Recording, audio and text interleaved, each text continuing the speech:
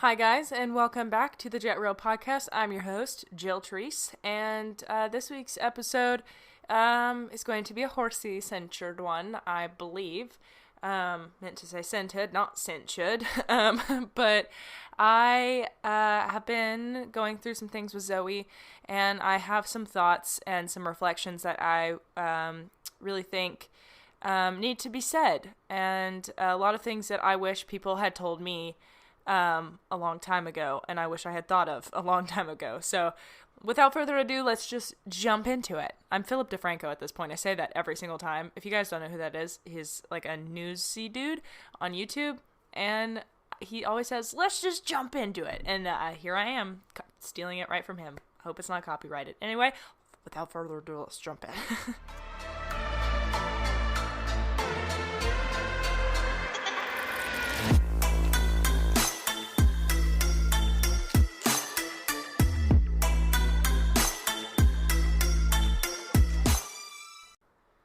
All right, so without further ado, I've said that 3 times now. I'm so sorry. Also, something that I would like to do, because here's the deal. Every single time I record an episode, I have to record the intro, stop, put the song in, stop, and then record the episode.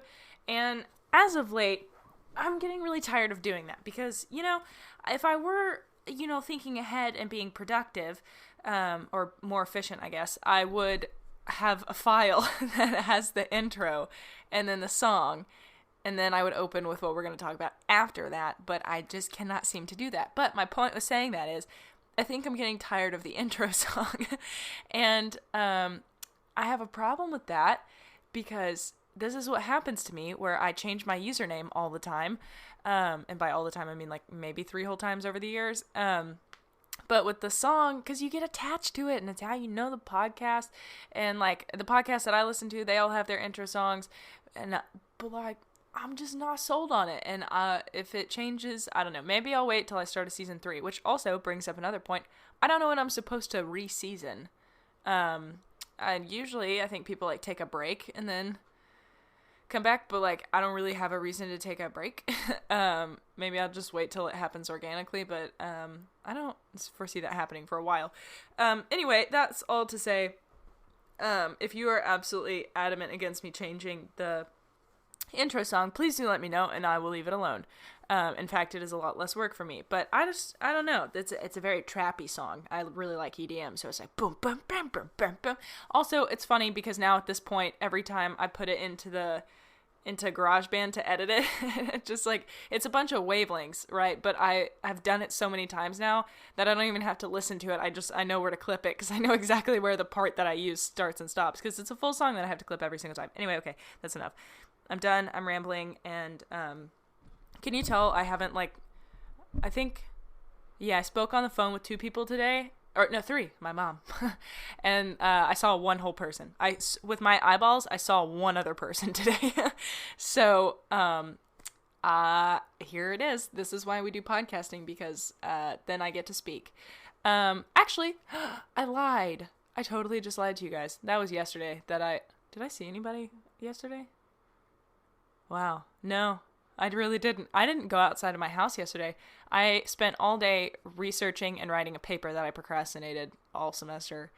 But I turned it in. I got it done. But it took me, I think, 15 hours to do. So it was pretty lit. My back was suffering, which brings me to my next point before I actually get into that legitimate content of this podcast. Sorry, it's already been almost 5 minutes. But yesterday I was sitting and I had already injured my back because I'm stupid and I worked out with weights that were too heavy and I injured it. And then I've been having to feed today, and I have to feed tomorrow, all the horses on the farm, of which 30 out of the 50 I think get feed and the rest are just on pasture. But so lots of lifting hay and buckets and leading horses that are not handled super often. And it's so much. And so my back was killing me. I got done with the morning feed and I texted my chiropractor because I was like, I don't know what's going on with the COVID situation, but are you guys open? Because I would classify this as an emergency. And he was like, yeah, come in. And I was like, oh, I didn't know that you okay. So I just went and he adjusted me. And also something fun that happened like a week and a half ago. Somehow I managed to tweak my wrist. And I thought it was from doing planks, but like because that was the only thing I could think of when my hand would be like hyperflexed like that. And it was just like a little sore. And then I just cut out planks for a little while, or I did them on my elbows. And then I it went away. And then I literally, guys, have no idea what happened. Not one. I don't remember an incident where like a horse yanked it, or I put a lot of weight on it, or I picked something super heavy, or I bent it. Like, I don't know what happened, but I sprained it really bad. And, cause I just like woke up one day and I was like, my wrist really hurts. And, in the process of realizing that, I just like kept going about my day. And then, I took Zoe to the vet, and then I had to ride her, and, I knew that was going to make it worse. And the whole like drive home, I was like, ow, my hand feels like it's about to fall off. So I promptly went to CVS and bought a $30 wrist brace, and I have been wearing it since. And now it is covered in horse feed and horse gunk because I can't keep my hands off the baby ponies.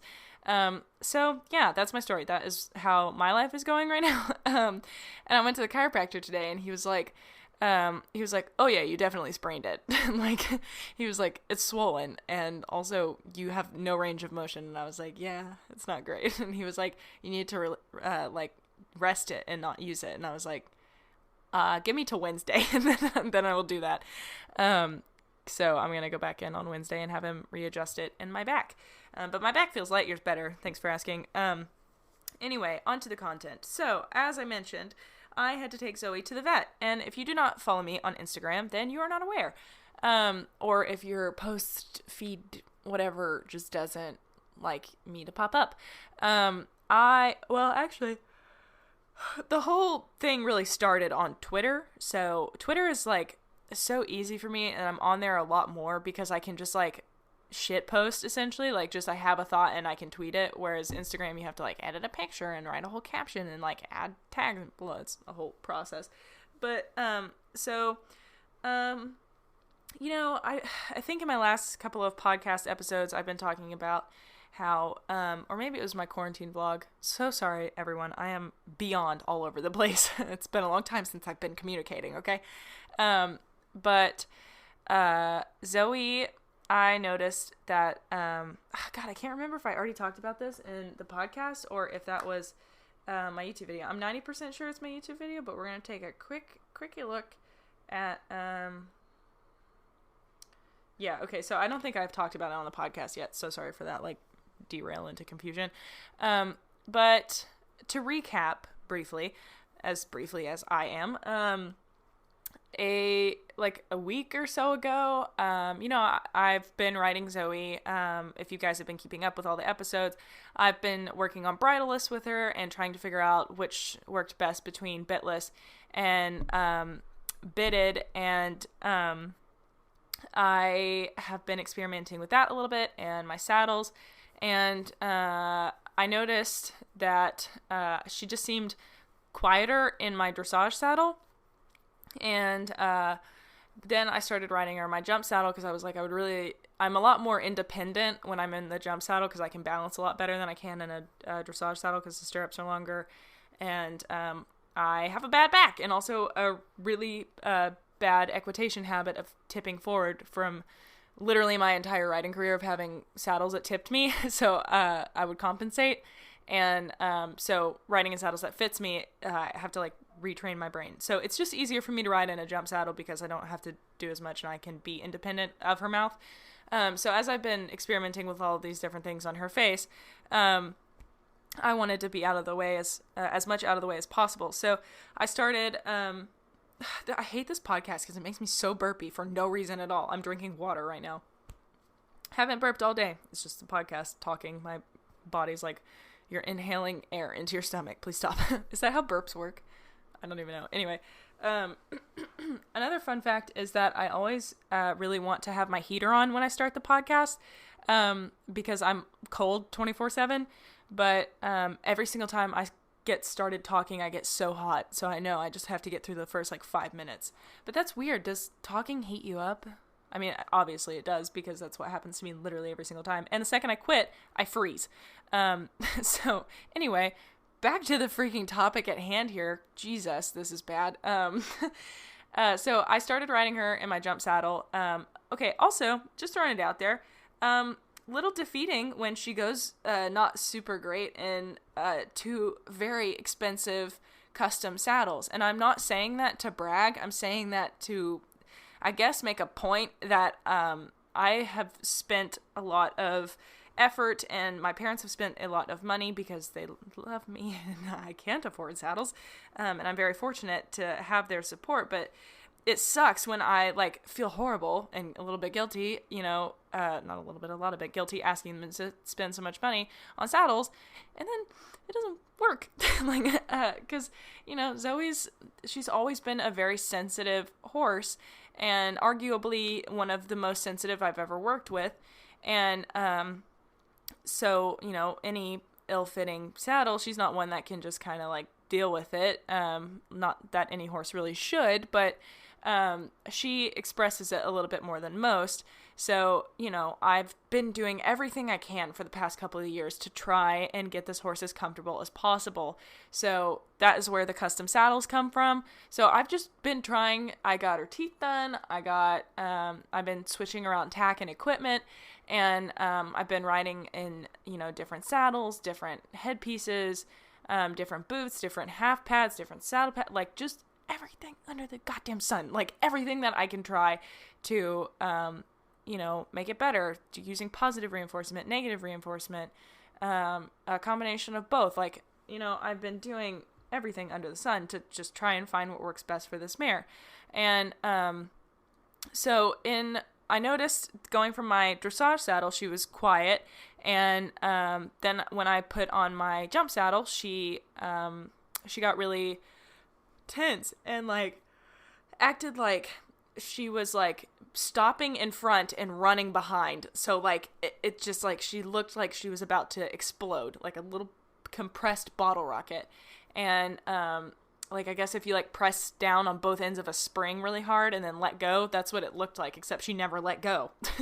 And the other day my boss Sunny was out here, and I was riding her, and, I had been feeling that she felt really, really tight and just, like, beyond stressed and anxious, and I was like, this is, like, beyond the level of, like, because, like, I have never abused this horse in my life. I mean, like, granted, there have been times where I've been strong with her, but never have I ever, like, kicked her super hard, whipped her, or spurred her. Well, yeah, I used spurs at the beginning, but then I quickly realized that was not a good plan.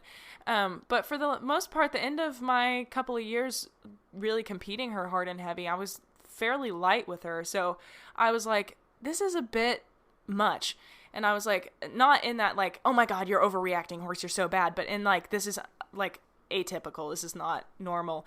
And so I had my boss watch her go while I was riding her. And she was like, she just looks so tight. And the whole time I'm riding, she was like, it's like she's cantering normally up front, and behind she's just like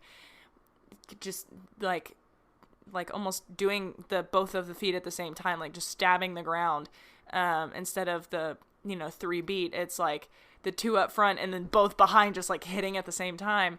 So it was like she was like bouncing, not quite like hopping, but just like, yeah, she's just like stamping. I've over-explained it.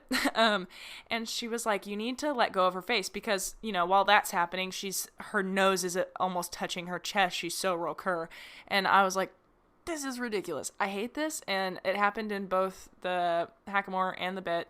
And, so that is probably going to be a bit of a training, endeavor that we're going to have to embark on. And she's always been a little bit keen to go behind the vertical, but for reasons I am about to explain, was indicative of what was happening. And, my boss was like, what if you just like let her out? Because she was like, you need to let go of her face. And I was like, Sunny, if I let go of her face, she is going to bolt. And, because, I'm up there riding, this horse that feels like she's about to explode, but I don't know how to make it better. So as I'm cantering, I'm trying to like find a good moment to, mark or click her, and or just a moment of relaxation to release. And every now and again she would take like a good step, and then I would soften, and it's not like I'm going around holding her super tight. And that's the thing about Zoe that's always been really hard for me to post like videos about and stuff when she does that, is I've never, like, it's so hard to be heavy-handed with that horse. You have to be super light. But if you have 3 pounds of pressure on the brittle and she thinks it's too much, she's going to go behind the vertical. I mean, there's always a reason or something that is causing that. But like every time she's gone behind the vertical, it's not because I'm pulling super hard. I'm being super light. I'm following her with my elbows. It's just, she just gets tight and stressed, and that's her go-to, is just to duck behind the vertical. And then there's nothing you can do, because I can't send her forward, because then she'll just, bolt. And I can't get her to lift her head up, because, I have a headpiece on, and she's like, no thanks. And she's like, your leverage is pulling me down. And, this is really difficult to explain, because I feel like anybody listening could just so easily just be like, you could do this XYZ. But, like, the thing is, I have tried this, that, and XYZ. I've ridden under so many of the quote-unquote best of the best, which is arguable, but, and so many different trainers and FEI dressage instructors, blah, blah, blah, blah, blah. I've ridden under a bunch of different people, and none of them know what to do with Zoe. And, that's not a brag at all. It's like, it's very frustrating, because she's so difficult. And, I think also a point to make here, that I would be remiss if I did not, is that it is so easy to look at people online and be like, they could be doing this, or they're not doing this well enough, and they're trying as hard as they possibly can, because that's exactly how I feel with Zoe. I know for years people have been like, you're heavy-handed, and I'm like, you have no idea how light I am in the bridle. Like, because I know I can't touch her face, because she'll go behind the vertical, so I'm trying to be super light. Anyway, that is just, I don't know, just be a little bit more conscientious if you haven't been super lately. Just to be aware that things are not always as they seem, and unless you've sat on the horse, you have very little room to comment on somebody's equitation, I mean, except for extenuating circumstances, whatever. But, like, I don't know, it's just, it's really difficult, because I know, like, videos in the past, I know what people have thought watching it, because I also think it, and 10 times worse, so I don't need anybody else to say it. But there is a video that, like, maybe 3 whole people in the world have seen, of me, cantering her that day, and it is the most painful video to watch, because she just looks so uncomfortable. Her nose is essentially touching her chest. She's stabbing the ground behind with her hind end, and her tail is just ringing, like hitting me on the helmet and then slinging between her legs, like just up and down and up and down and up and down. She was so uncomfortable. And so, finally I was like, maybe she just is tight, and I do need to just let her stretch. So I asked her for a bigger canter, and she did not lengthen her stride at all. She went faster. She didn't lengthen her stride, and I was like, this isn't helping. So I brought her back down, and say what you will, I'm trying everything I can. Okay. So I was like, this isn't the issue. And I was like, I just don't know what it is. And, so I, kind of just left the arena scratching my head. I was like, this isn't getting better, and I don't want to push it. Maybe she's just having an off day. Maybe my saddle doesn't fit the way I want it to. And, the bit that I had in is the bit that she's been ridden in for, like, her entire career. Like, I was watching a video from when I first started her, and she was in that bit, and I've tried so many different bits for flat, and that's the one that she's always gone best in. And it wasn't the first day that I'd ridden in a bit either, so I was like, I don't know what the hell is the problem here. So I kind of just, like, left the arena scratching my head, and I was like, I'll come back to it later. I literally don't have the brain power to try and solve another Zoe issue today. So I just kind of let it sit in the back of my mind, and then I went to, like, the next day, I was just kind of going to get on her and hack her, because it occurred to me that, like, I was laying in my bed just about to take a nap, and it just out of nowhere, I was like, Hocks, why have I never, ever thought about injecting her, Hocks? And I was like, maybe she needs them done. And so actually, now that I think about it, it might have been I don't remember what time it was. It was either a nap or before I went to bed. And I tweeted about it because horse Twitter is primarily competitive people that have or deal with high impact careers and horses that have been around the block, either thoroughbreds or warm bloods or whatever. And so typically horses that, like, most of the people on there have dealt with injections. And I was like, I can't call my vet right now, so I'll ask horse Twitter. And so I asked, and everybody on there was super supportive and very forthcoming with, like, this is what happened with my horse, this is what you should try, look for this, these are the symptoms, XYZ, blah, blah, blah. And I was like, oh my God, I'm such an idiot. I was like, how fucking long have I been just letting my horse go around with Hocks, like, that are painful? Like, God, it's that is the most frustrating thing in the world for me. That, like, it's so irritating that it never occurred to me until randomly I'm about to take a nap, and then I'm like, oh my God, duh. And, you know, nobody else said anything either. None of the trainers that I've ridden with over the years, nobody that's ever watched Zoe go, nobody online, nobody has ever suggested that I get her Hocks injected. We all missed it. I don't know what the deal is. And I guess it's because most of the people on Twitter were like, the horse usually misses their changes behind, or looks like they're going through sand. You know, they're like really sluggish with their hind end and don't want to go forward. Well, that's not Zoe's personality. Like, that's not her, for lack of a better term, defense mechanism. Like, her response to stress is fast, anxious, tight, bald, high energy. It's never been to, like, be lazy. So her symptoms wouldn't present that way anyway, because I've never known that horse to be sluggish at all.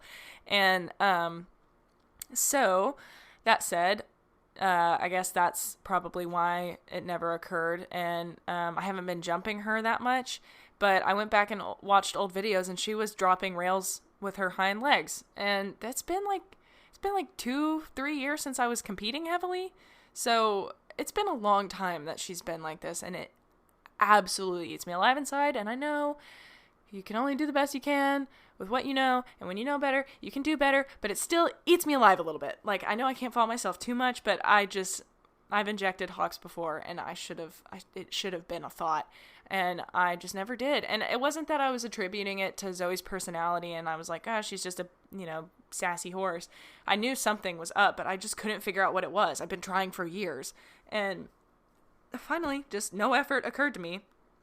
And so, anyway, I thought it might be her Hocks, and then I, was just going to take her on a bareback hack, just a little hack around the arena to get her out, and I put the bridle on, I put a poly pad, which is really thick, saddle pad, and then a half pad, and then a bareback pad on. And the bareback pad I use is the Best Friends Comfort Plus bareback pad. I think I told you guys in a previous episode, or maybe it was on, I keep confusing that, in the YouTube episode or YouTube video, because I had to record it just like this for the voiceover, so it's confused in my brain. But it's available on Amazon, and I believe I told people that it was most around $45. It's actually like almost $80, but when I bought it, it was like $49, I think. I don't know why they price gouged so much, but it is a thing. It's the most comfortable bareback pad I've ever ridden in, hands down, and I can ride in it like in shorts, and I'm fine. Anyway, so I was just gonna take her for a hack around the arena, and I was just walking her around, asking for simple behaviors, clicking and treating, and she started trotting out of nowhere, and I was like, okay, well, it was like a very stretchy, calm, relaxed trot, and I was like, all right, and it's in the video, you can see it in my quarantine video, and she was so soft, and she just felt really good, and I was like, okay. And so I hadn't planned on cantering her, but at some point she spooked and she started cantering, because we have woods at the back of the arena, or the end of the arena. Dun dun dun. It's equally as scary as plastic bags. And so every now and again it'll spook her, and then other days she could care less about it. So couldn't care less. I hate when people say that, and I just did. But anyway, so she started cantering, and it was so fluid and calm and nice. Obviously, that's not the canter I included in the video because she spooked into it. But then I asked for it a few times, and she was a lot softer, but I could tell towards the end she was getting a little cranked up about it. And I was like, okay, I'm confused because she was able to go nicely. And I also noticed that in any time I put my calf on walk, trot, or canter, she would shoot forward. And I was like, okay, so maybe that's the problem that I'm having with my jump saddle, is that my stirrups are shorter, my calf is on her the entire time, whereas my dressage saddle and my bareback pad, my calf is rarely on her because she has inadvertently trained me not to put my leg on because she bolts forward. So that's going to be a fun thing to retrain. She was doing really well with it, and then it just kind of resurfaced, so I'm going to have to be more consistent with it. Anyway, that's a topic for another time. But, so yeah, then our vet came out a few days later, and I had talked to Sunny about it, and I was like, I really think I want to get her hocks looked at. And she was like, okay. So our vet came out, and he was checking our mares, which, by the way, I don't know if I've said this yet, but we got Misty, the mare that Sunny rescued from a kill pen. We got her checked because she looks very pregnant, and she has very distended nipplers. I don't know why I said it like that. I'm immature. I'm a child. But she's been, like, we've had her for months now, and she hasn't changed at all. So we were like, okay, maybe she's just like an old broodmare, and that's just her body. Because none of us, like, we're thoroughbred people. We don't do quarter horses. And so he palpated her. She is, in fact, pregnant. So we will be having a mystery baby because we literally don't know what it is. Like, no idea at all. I think she said that the people at the kill pen told her that it was bred to an Appaloosa, but they're not entirely sure. So I'm anticipating a fugly baby, but it's fine. Because it will still be cute, I bet. But yeah, so there's that. But the vet came out to do that and check one of our other mares. And so I had him look at Zoe. And before I got her out, I showed him a video, or the video of her with me in my jump saddle. And he was like, oh my God. He was like, that horse needs its hocks done. And I was like, yeah. And he was like, yeah. Like, he was like, I don't even really need you to jog her. Like, it's that obvious. And I was like, okay, well, here's this video. And I showed him a different one. He was like, yeah, it doesn't. Yeah, she needs her hocks done. And I got her out anyway. And we jogged her. And he was like, bring her to my farm. And we'll, check her out. And so I brought her to the farm. And he was like, I really want to go the route that is most cost effective. He was like, we can x-ray her, but I guarantee you that horse needs her hocks done. And I feel like I'm probably going to get hate for it, but like, fuck it. I mean, whatever. It's, I can't be asking my parents to spend a fortune on a ton of horse things. And it sucks because if I could, I would do everything under the sun to double check and cross check. But an x-ray of one hock where they take 40 pictures of it, it's $35 a picture, and the injections themselves are about $400. So it's like, even with insurance, still no. So he was like, let me see the video. I showed him the video, and he was like, yeah, or the videos, and he was like, she needs her hocks done, absolutely. And he flexed her a little bit and felt around and stuff. And he was like, I think I just want to go ahead and sedate her and do the injections, and then you can hop on her and just see if she feels any different. And now here's the thing. Okay, I purposefully did not tell Instagram about this because I don't think Instagram can handle it. Because I think if I said that, Instagram would be like, holy fuck, you're a horse abuser. How dare you? Please die. So there's that. But I followed my vet's directions. I've always been told that you're supposed to give the horse 4 days off, but I would always go like 7 to 10 days off after injections, let alone riding them right after injections. But I was like, okay, if that's what you say, then I will follow your directions. You're the one that's been doing this for fucking 40 years, so I'll trust you. So I don't necessarily agree with it either, but that's what I did. So shoot me or hang me, whatever. That is what happened, and it is what it is. She's fine. So, anyway, so he sedated her after he flexed her and everything, and he went to do the injections, and he was like, man, I like cannot get in the joint. It's so tight. And I was like, fuck, not good. And so he went ahead and injected her, and then he was like, okay, give her some time, and when she comes around, then you can just do like a light little hack on her and just see how she goes. And I want to reiterate again, and it's probably because I'm projecting that my own like guilt and dissatisfaction with the fact that I did it onto anticipating that people are going to say something about it. I highly doubt anybody's going to email me and be like, how dare you, you evil asshole. But it just, God, I don't like that I did it either. But I did want to see, and she was the most calm she's ever been. I tacked her up. I had her in my dressage saddle because I didn't want to, add the element of my jump saddle.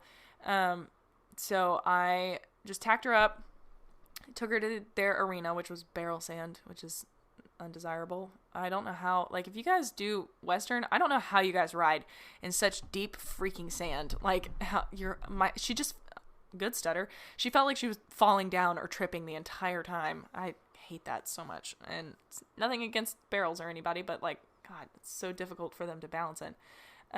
Anyway, so I took her into the arena, and, like, so the arena's a rectangle, and at adjacent corners, so like on the diagonal, if you don't know what adjacent means, there were 2 round pins of like a stud in each one.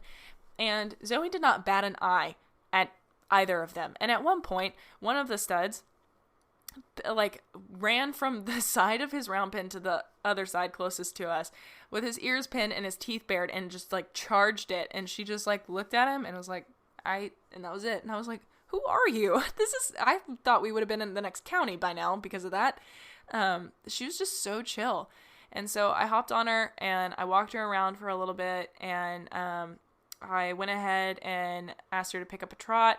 She was so loose in her back and in her shoulder, and it was swinging, and I didn't have to, micromanage her face. I could just like let her be, and she carried herself. And then when I asked her for a canter, she she just had like a really nice rocking horse canter, and then it was like she got stressed. It's hard to explain, but it was like she realized that she shouldn't be able to do that, and then she got tight. And then when I asked her to just like kind of soften down and balance on her hind end, it was like she was almost like testing it out to see if she could. And then when she did, it was the nicest fucking canter I've ever had on that horse. I'm not like, no bullshit, the nicest canter that we've ever had. It was so relaxed. It was like a rolling, nice rocking horse canter. Like, it was so comfortable to ride. And then I went to the right, and then I realized that she's probably out in her neck and shoulder somewhere because, oh my God, were we counterflexed. But it was still a much better canter than we've had even counterflexed. So, I was absolutely blown away by that. I didn't ride her for more than like, I don't know, probably 10 minutes, if that. And a lot of that was walk. So, I didn't overdo it. I really did not want to be on her that long because I was like sick to my stomach about riding her. So I got off and we brought her back home, and she was totally good. And I turned her out in the paddock and she rolled, and there's a video on my Instagram, the JETEquiTheory Instagram, where she rolled and then she got up and she just like started trotting to the fence, and it just like in the video, I don't know if anybody else can tell, but like I know that horse so well, and she was she just looked so comfortable, like so loose and floaty. And I was like, oh my God, you haven't been trotting like that in forever. And every time that I've seen her, because I've been feeding the past couple of days, when she's standing to eat, either her grain or her hay, she doesn't rest her feet anymore. And I always thought that was just like a thing that she did. No, it can be rest. It could also be panic. And it can also be, just Hocks. Like, she's trying to alleviate some pressure. So, so big signs everywhere in hindsight, but, without that clue, sometimes it's really hard to put it all together, and it sucks so bad because, horses can't tell us that they're in pain other than shouting. And I feel like Zoe's been shouting at me for so long, and I've been trying to fix the things without really ever hitting the mark. Like, it's taken me years to figure this out. And her joints were super tight, which I'm like, oh my god, is she gonna fuse? Like, scared. But I mean, it makes perfect sense. She raced for a little bit, and then she became an event horse. She had a few years off, but then it was pretty much consistent eventing, you know, and she went up through training level, and that's hard on their bodies, you know, all of the weekly jumping lessons, the flat work almost every day, and then going to clinics and shows and all sorts of different things. Like, she's had an extensive career, so it makes total sense. But I'm just kicking myself for never thinking about it before. And that's the thing, you know, as I said, they can't tell you. So all you can do is guess. And in hindsight, I probably should have had my vet look at her sooner, but she's always been just kind of a hotter, quote unquote, horse. So it's hard to tell what is, you know, some of just her and what is, you know, a pain response. And now I'm like, obviously it was a pain response. As I said in my Instagram post, like, horses are not creatures that want to be spicy and spunky and hot and fiery and all of the cool words that we attribute it to. So we can boost our egos by saying that we ride such a difficult animal. Horses want to be peaceful. They are social animals that enjoy peace and serenity and harmony. They like just doing their thing, just chilling in the field, as relaxed as they can be. That is where they thrive. And when your horse is exhibiting the same behaviors as when they like see a predator or something scary under saddle, something is wrong. When she's flicking her tail and going behind the vertical and, you know, acting like she is a Tasmanian devil, if you will, like just a whirlwind, it's not because she wants to. That's not how she wants to go. It's because that's how she feels like she has to go. And no horse would ever act like that just for funsies. And so, you know, for a long time I thought it was a training error. And obviously, to some extent, yes, obviously. And I'm very, very glad that I switched to positive reinforcement with her. It works way, way, way better. I don't know, I'm like stuttering in my mouth, like, but anyway, it works way better for her than traditional because she is a more anxious type, but that doesn't mean that she is resigned to going like that forever, you know, because like very easily could have just been like, oh, she's just being a bitch, like I need to kick her on, make her go, or she's just being hot or having one of those days, she needs to get over it, it's not that big a deal, you're fine, it's just a canter. Like, those thoughts passed my mind, but I was like immediately, like right after I thought them, I was like, nope, that's not what we think these days. It's just old habits of that forceful training mindset. But that's definitely not my goal anymore. Now I'm like, no, there is a reason for behavior. It's a hell of a lot easier to just be like, that's just how the horse is, because then you don't have to do anything about it. It's just, you're resigned and that is what it is. But if you're like, all behavior has a reason, what is the reason? And you look for it, then you're going to find something that you're going to have to change, whether it's, you know, veterinary care, training, you know, anything. You're going to have to change something. But the thing is, like, we value our horses so much, and I think I speak for 90% of everyone. We love our animals through and through. Like, they are the sources for us of escape and acceptance and partnership and love. Like, horses offer us so much, and these animals are just, they're amazing. And like, I know every single person listening to this podcast has such a strong connection to their animal, or if you don't have a horse, you've felt it before. It's just, it is a really, really profound relationship, and I think that it's a disservice to that relationship and to the animal to just write them off, you know, as having negative behavior traits or bad or rude or sassy or whatever, and just like leaving them to hang when they're clearly trying to communicate something. Zoe just finally had to get loud enough with me that I was like, oh, maybe there is something else. And she's been doing it for years. I just like haven't figured out what she's trying to tell me, and that's the most frustrating part about it all. But I never gave up.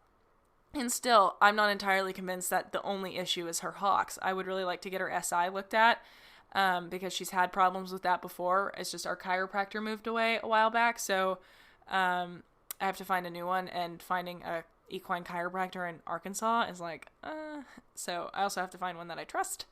And then I would like to get her neck and her shoulders looked at, and make sure she's not experiencing pain anywhere, so that she can be training the way that I'd like her to, because I'm not going to get anywhere with bridleless or any other training if she's in pain, because I can't force her anymore. Back in the old days when I rode traditionally, I could just make her do it, but now I can't do that. So if she's in pain, she's not going to do the things I ask. And so I prefer that, but it is like, okay, well, I have to find the problem and I don't know what it is. And so it can be defeating at times, and I have felt it heavily recently, just like I cannot seem to figure out what's wrong. And I'm really hoping getting her Hocks done was the answer. My vet was adamant that was the problem, and after riding her directly after, sorry, yawning, it's like midnight here, it is exactly midnight actually, after riding her directly after her Hocks got done, take a shot every time I say after, she felt completely different. So I haven't been on her since, and that was on Saturday. So I'm waiting until like Sunday or Monday probably to get back on her. And because I really want to give her some time to rehab. And I'm probably going to spend the rest of the week just kind of playing with her in the paddock. I didn't have time today or yesterday because of homework and feeding and having to take care of all of the other horses on the farm. But yeah, I am just going to spend some time with her on the ground, reestablishing our relationship a little bit, because in trying to figure out what was going on with her, it became a little bit more of an experiment, and I started to focus less on our relationship. So I just kind of want to, get back in touch with what's important, and I'm glad I had to do those things to figure out what was going on with her. So that we could make progress in our relationship. And sometimes, you have to do things that the horse doesn't particularly like in effort to help them. Like, for example, all the vets in Arkansas like to wear cowboy hats. And if you have a vet with a cowboy hat, you probably know what I'm talking about. Zoe hates people in cowboy hats. Because she knows, and every time my vet tries to walk up to her, she runs away from him. Like, I have her holding her, and she bolts away from him, and it's difficult because I don't know that it's entirely just the cowboy hat. That's just kind of the running joke we have. I think she genuinely recognizes him, which is difficult because then I can't like really train it because I don't have access to him all the time. But every time she sees him, he sticks her with needles or puts stuff up her nose, or, he's always there when she feels bad. And like when she got kicked or when she colicked, or actually he wasn't there when she colicked, he was out of town. But, with yearly vaccinations and stuff, she knows who he is. And, so I forgot what my point was saying that was, but like, that's just one of those things that's like, she doesn't have that problem with anywhere else or anyone else. She's very respectful to lead most of the time. It's just when he comes out, she will run you over to get away from that man. But then like after you're like, no, it's okay, mama, you gotta stand. Then she does. And she stands perfectly while he sticks her with a needle. She just initially is like, no. And I feel so bad the whole time. I'm like, it's okay. But when he was sticking her, I definitely gave her lots of goodie snacks. I was like, thank you for being nice lady. But I think my ear just popped, and that was very loud. It sounded like an alarm chirp, like a car alarm, like, pew. Interesting. Anyway. I remembered, and then I kept talking what my point with that was, that just, sometimes you have to go against what the horse would prefer in order to help them, and that is what the past couple of weeks have felt like, is just like trying to isolate what is causing this. And now I'm really hopeful that I can, reestablish my relationship with her. Not that I ever lost it or really compromised it, but it just kind of became more about like, okay, does this work, or is this it, instead of like, I love you, So now I think I'm going to go back to our roots on the ground, which is another area that I just didn't notice had a problem. When I would ask her to trot or canter next to me on the ground, she'd pin her ears. And at first I thought I had accidentally trained the behavior, but then I started training her to perk her ears while doing the transition and trotting. And then it got to a point where I knew she knew that behavior, and she still wouldn't put her ears forward. Like, she just looked very uncomfortable and unhappy, so I quit asking for it altogether. So anyway, all that to say, now I am very hopeful that we can move on from this. So my goal now that she's got her Hocks done is that we can get our relationship back, to being the priority and really connect again, and then move into some, trying to work on some ridden behaviors and increase her comfort. And I think that is going to be a lot easier since she's not going to be anticipating her body hurting the entire time, because I cannot get over how different she felt under saddle. So I'm very hopeful that this is going to be a game changer for us, and hopefully we will be able to have those wondrous rides where my horse is just like happy and comfortable and enjoys ridden work, and it'll be something that we can continue to do. The tricky part is going to be finding maintenance and, finding out how I'm going to, supplement her, because there are so many different types of supplements out there, and I just don't know. I don't know how to figure out which one is which. So, after I catch somewhat of a break in between my classes and stuff, I'm going to have to start really diving into some research about what supplements do what for what part and blah, blah, blah. Because as people have informed me on the internet, horse supplements are not really regulated, nor do they always explicitly state everything that's in the product. So I'm going to have to do some pretty extensive research to figure out what the best option for supplementation to help her joints stay healthy in between injections and decrease the frequency that we have to give them, because I really do not want to have to be injecting her like every 6 months or so, and neither do my parents. So that is the plan right now, but I think that's what we're gonna do, and I'm really, really hopeful that we'll be able to continue working on some new things on the ground, and progress in riding bridleless, and just her being comfortable and able to be ridden without all of the stress and anxiety and on both of our ends and the tension. Like, I'm really, really hopeful that this is going to be a game changer. So all that to say, we're both broken. My wrist is sprained and her Hocks are recovering. So that is that. Again, please refrain from being super judgmental about how I went about all of this, and keep in mind, I am still a human who's just trying very, very, very hard to make an animal as happy and healthy as I possibly can. It's wildly difficult, and also living in the middle of Arkansas is not necessarily super helpful, because people around here are not necessarily the most adept, or I don't want to say anything mean, but it's just we're very limited in our resources as far as care professionals for horses and whatnot, so it is a bit tricky out here. But anyway, please don't judge me too harshly. I really don't think I can take it, honestly, and not that I really think anybody from the podcast would. You guys are pretty chill. But anyway, also, I do want to quickly say that if you have a podcast topic you would really like me to talk about, or a question you'd really like me to answer, please feel free to email me at jetreelpodcast@gmail.com, spelled exactly as you think it would be. And please explicitly state that you'd like me to answer it on the podcast. And if I don't want to answer it on the podcast, I will write you an email back. Because sometimes people ask me questions that I like have no business answering. So I'll just like refer you to somebody else. But I'm always happy to do that. But I do want to say that I have not been able to really look at my email because I've been slammed with all of my online schoolwork. But that is coming to a close after, like, this is my last week, really. And then I have a bunch of assignments next Monday.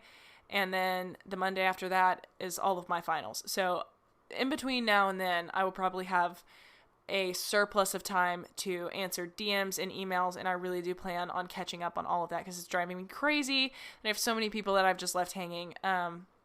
So that said, I appreciate those of you who have reached out. But do know that if you send a longer message, it will inevitably take me longer because I will have to write an equally long response. Most times I try to. But if you write a short email, I'll probably get back to you pretty quickly. Anyway, but if you have a question you want me to ask on the podcast, please explicitly state it because sometimes my dumb brain says write you an answer. Anyway, that, I think, about covers it. As far as social media goes, you can check me out, JETEquiTheory, JETEquiTheory, on Instagram, Twitter, Facebook, YouTube, all of the social medias. I am there. You can check out Jill.Treece, that's JILL.TREECE, on Instagram and TikTok and I think Facebook. I don't know. I think it might just be Jill Treece. Also, if you friend me on Facebook, please just follow me and don't friend me because I will decline your follow request because I like to see like my friends and family on Facebook and I don't like to unfollow people. It's just a hassle. So just follow me if you want to see what I post on Facebook. I'm pretty sure it's all public anyway, so it doesn't really matter. Anyway, beyond that, I think that I am going to call it a day here. Also, this podcast has, an Instagram, Jet Real Podcast on Instagram. You can look it up pretty easy. And with that, I'm going to conclude this episode. Thank you guys so much for being open-minded and for listening and supporting the podcast. It really does mean a lot. This is my favorite platform that I do. I really enjoy it. I love you guys. The things that you say, your reviews and your emails and your messages mean the world to me, even if I haven't responded to them yet. I do read them and they mean the world. I will get back to you as soon as I possibly can. Thank you for your patience and your dedication. And I am hoping to be reporting soon some very good news about my little mare. I'll try to hop on her before the next episode so I can give you guys an update. But yeah, with that said, thank you guys so much for listening and have a good one. See you next Tuesday. Quickly, I just want to say, I realized that my podcast episodes go live on Tuesday, and I just ended my episode and have ended episodes before by saying see you next Tuesday. And that is a popular, I don't know what you call this. I have the word anagram stuck in my head, but that's not right. Anagrams when you can switch words around and spell different things. But it spells like C, the letter C, and then U, the letter U, and then next, the first letter is N, and then Tuesday, the first letter is T. It spells a word, and I'm sorry about that. I didn't plan that, but it's kind of funny, so I'm not going to do anything about it, and I'm just going to say it, and you're going to know what I mean, okay? So every time you hear it, just have that nice little thought in your head.